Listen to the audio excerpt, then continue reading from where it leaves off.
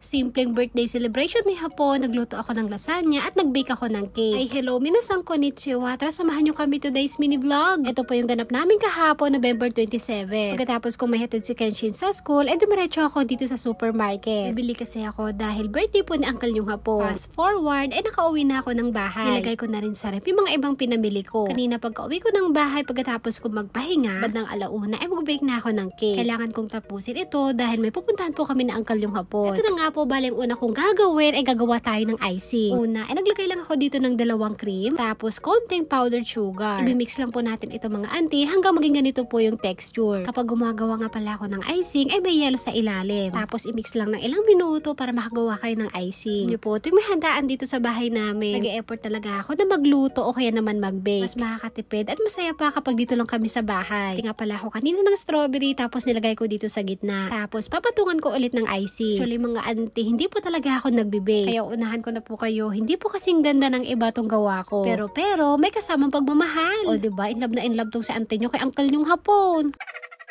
Etong cake sponge nga po pala, nabili ko kanina sa supermarket. Hindi na po ako nag-bake mismo dun sa oven. Bumili na lang ako ng ready na para less sa kuryente. Sa mahal po ng kuryente ngayon, kailangan po natin magtipid mga auntie. 2:30, nagpunta po kami dito sa school. Kausapin po kasi kami nung teacher about kay Kenshin. Lahat ng mga magulang ay kakausapin, pero per minutes lang. Pagkatapos kausapin ng isang magulang, ay kami naman yung susunod. Eto, pagdating namin dito sa classroom nila, pinaupo kami kaagad. Pinakita nga po sa amin itong drawing ni Kenshin. Saglit lang po yung pag-uusap namin ng teacher. Bali, kasama ko nga rin po pala si uncle yung hapon. Pagkatapos namin dun sa school, nagbiyahe po kami. Papunta naman dito sa Don Quixote. Kita ko nga po dito si Doraemon na napaka-cute. Bili ako ng yakiniku pan para next time, mag-yakiniku mukbang tayo. Tapos bumili din kami ng mga ibang gamit sa bahay, gaya ng shampoo, detergent at tissue. Fast forward na po tayo ulit mga auntie. Pagkatapos namin mag-grocery, muhin na po kami kaagad ng bahay. Yung mga hinati-hati kong strawberry kanina, binigay ko na kay Kenshin. Bali, magluluto na nga po pala ako ng handa ni uncle yung hapon. Lulutuin ko nga po pala ay lasagna. Una, niluto ko yung karne, tapos nagisa ako ng bawang sibuyas. Naglagay ako ng konting carrots. Pagkatapos ng ilang minuto, naglagay ako ng dahon ng laurel at saka ng tomato paste. Pagkatapos ko matimplahan, naglagay na ako dito ng spaghetti sauce. Dahil nakulangan ako dun sa lasa, kaya naglagay ulit ako ng asin at saka ng paminta. At habang niluluto natin yung meat sauce, ang sunod ko namang gagawin ay white sauce. Tunaw lang po ako ng butter, tapos naglagay ako ng 2 kutsarang harina. Nung natunaw yung harina, saka ko naman nilagay itong gatas. Haluin lang po natin yung white sauce sa medium heat. Ito naman, nagpakulo ako ng tubig dahil lulutuin ko na tong pasta. Ito na po yung itsura ng ating white sauce. Bali, naglagay po ako dito ng nutmeg. Tapos maglalagay nga rin pala ako dito ng konting asin. Pagkatapos kong magluto, gagawa na po tayo ng lasagna. Una, naglagay ako ng meat sauce, tapos etong pasta. Tapos maglalagay ulit tayo ng meat sauce at saka ng white sauce. Bali, first time kung alam po pala magluto ng lasagna. Nakatikim na po ako dati ng ganito isang beses. Kalimutan ko na nga po mga auntie kung ano yung lasa.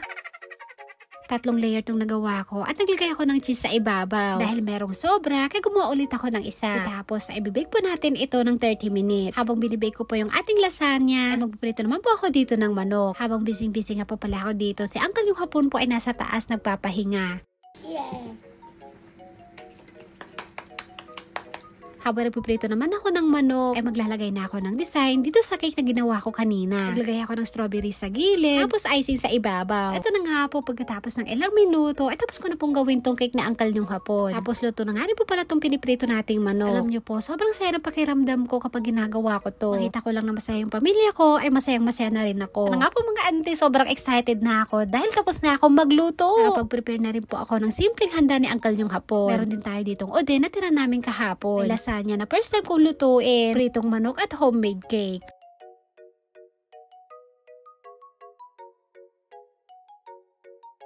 Pagkatapos kong magluto, tinawag ko na yung 2 hapon ko para makakain na kami. Sa wakas po mga auntie, makalipas ang 3 oras, natapos ko din lahat. Inasang, itadakimasu. Ganito po kami mag-celebrate ng birthday mga auntie. Kakain muna kami bago namin kantahan yung magbo-birthday.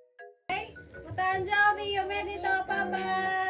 First time ko pong magluto ng lasagna at nagustuhan naman po ni uncle yung hapon. Kahit ako po mga auntie, nagustuhan ko po itong niluto ko. Lagay na ako ng kandila dito sa cake para makantahan namin sa uncle yung hapon. Excited na nga itong anak ko mga auntie dahil gusto niya po siya yung mag-blow. Kenshin daw yung may birthday at hindi yung papa niya. Blow ko na talaga ating obing. Habang kinakantahan po namin dito sa uncle yung hapon, Kenshin po mga auntie, siya po yung nag-blow nung candle. Kaya kumanta ako ulit para sa uncle yung hapon naman yung mag-blow.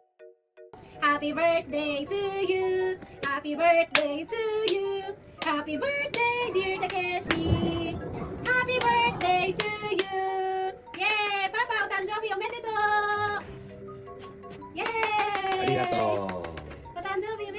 Umiyak na nga po yung anak ko mga auntie kasi sabi niya siya daw yung may birthday. Kaya kumanta ako ulit para si Kenshin ulit yung mag-ihip. Ay apo, nabanog ni auntie yun.